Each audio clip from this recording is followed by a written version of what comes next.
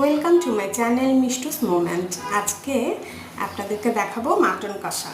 আমার তো খুব পছন্দের রেসিপি, আজকে দেখাতে যাচ্ছি। আপনাদের কেমন লাগে মাটন কষা? দেখলেন মাটন আর মশলাগুলো তো দেখলেন, আগে থেকেই বেটে নিয়েছি। ফার্স্টেই রসুন বাটা দিলাম, তারপর পেঁয়াজ বাটা দিলাম, আদা বাটা, জিরে বাটা, আগে থেকে লবণ দিলাম।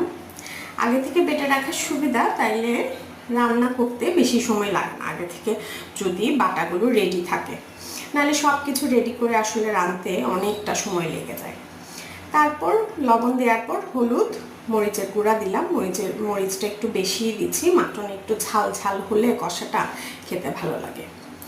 তারপর মাখানোর পালা, মনের মাধুরী মিশিয়ে মশলাগুলো সব মাটনের সাথে ভালো করে মাখিয়ে নিতে হবে, তাইলেই তো মাটনের গায়ে সব মশলাগুলো ঢুকবে।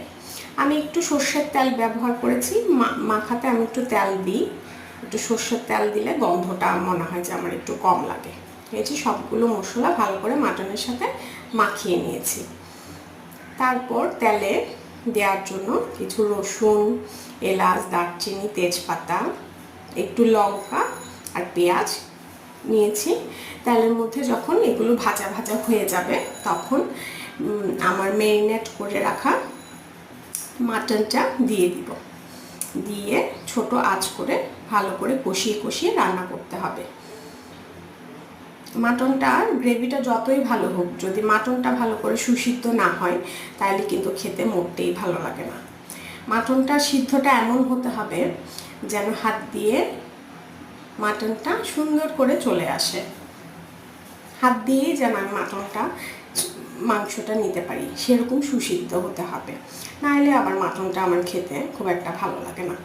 এজন্য আমি জল দিয়ে ভালো করে মাটনটা সিদ্ধ করে নিয়েছি। ভালো করে সিদ্ধ করে জলটা শুকিয়ে একদম মাটনটা কষা কষা করে নিয়েছি। নামানোর আগে আমি একটু গরম মশলার গুঁড়ো ব্যবহার করেছি, এতে করে সুঘ্রাণ বের হয়। সবাইকে ধন্যবাদ।